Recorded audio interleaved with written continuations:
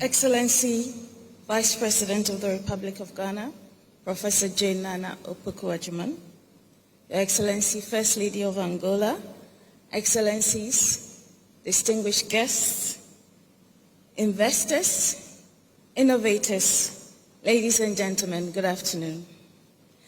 I bring you warm greetings from the Bank of Ghana, and on behalf of the Governor, Dr. Pandit Esiama, who regrettably is unable to be here today, but he's asked me to represent him.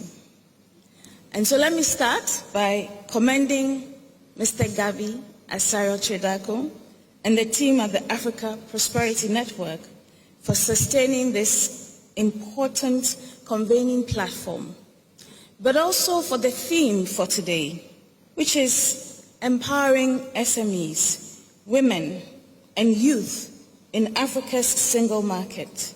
Innovate, collaborate, and trade.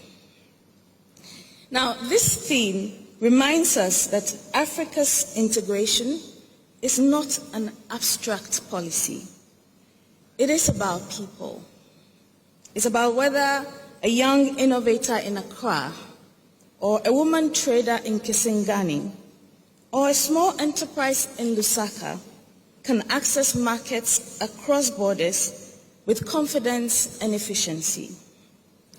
At the center of this transformation lies one critical enabler: efficient cross-border payments and digital finance systems. Ladies and gentlemen, as we advance implementation of the Africa Continental Free Trade Area, one truth has become increasingly clear, and that is trade agreements alone do not create trade. Payments make trade possible. Without secure, affordable, and reliable means of transferring value, the promise of a truly integrated African market cannot be achieved. Payment systems are strategic trade infrastructure, essentially for monetary stability, financial integration, and long-term economic transformation across our dear continent. Now, despite Africa's enormous economic potential, cross-border payments remain expensive, slow, and fragmented. Transaction costs intra-Africa payments exceed between 7 to 10%. Now that compares to about 3% on average around the world. And so settlement times also take long. Sometimes it can go from days to weeks. Yet amidst these tremendous challenges lie great opportunities. AfCFTA brings together a market over 1.5 billion people, a combined GDP of approximately $2.8 trillion. If fully and truly implemented, intra-Africa trade could double in the medium term. But this growth would only materialize if our payment systems match Africa's trade ambitions. Thankfully, Africa has already demonstrated global leadership in digital finance and innovation. With more than half of the world's mobile wallets being on the continent, we've shown that with technology we can expand financial inclusion, transform livelihoods, and Ghana stands as a notable example. But for digital finance to be fully empowered and for Africa's single market to explode, inclusion must not just be within borders, it must extend beyond individual country borders. For instance, here in Ghana, we have deliberately built a modern, interoperable, and resilient payment ecosystem. Investments in digital public infrastructure have enabled interoperability amongst banks, fintechs, mobile money operators, supporting real payments across our economy. These domestic successes provide for us a strong platform for regional integration. Ghana is an active member of the Pan-African Payment Systems and Settlements PAPS. which enables cross-border payments in local African currencies. It shortens the long value chain and lowers the cost of trade across the continent. So our vision is very clear.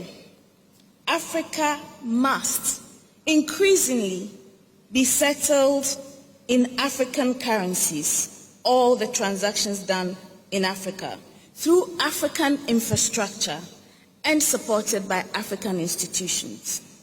And we believe that central banks play a very critical role in fostering this innovation while safeguarding stability and public confidence. Now, at the Bank of Ghana, we are advancing key initiatives.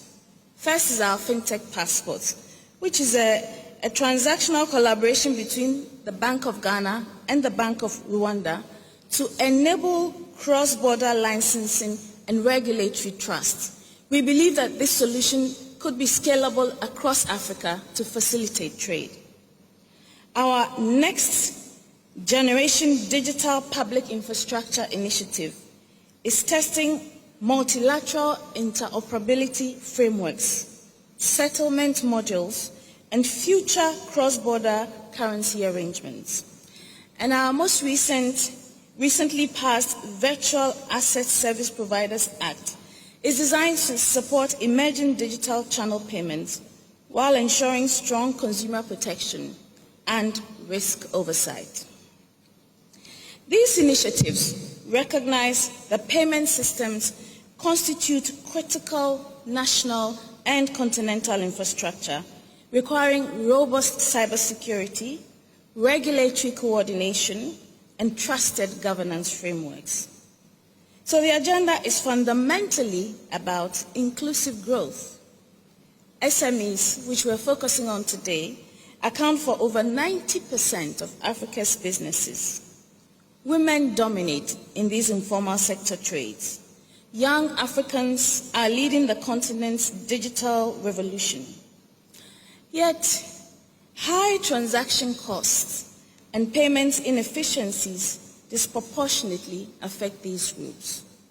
Therefore, we believe that removing these barriers will unlock scale and strengthen competitiveness, as well as expand opportunities across Africa.